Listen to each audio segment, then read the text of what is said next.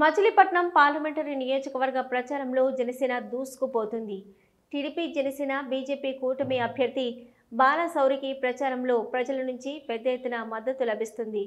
మండు టెండర్లను సైతం లెక్క చేయకుండా ప్రజలు ఆయన సభలకు, రోడ్ షోలకు హాజరవుతున్నారు. నియోజకవర్గంలో ఆయన చేసిన అభివృద్ధి పనులను చూసిన ప్రజలు ఆయనను విశ్వసిస్తున్నారు. దీంతో ఈసారి ఎన్నికలలో కూడా మచిలీపట్నం పార్లమెంటు నియోజకవర్గం నుంచి ఆయన ఎన్నిక కావడం ఖాయంగా కనిపిస్తుందని విశ్లేషకులు భావిస్తున్నారు.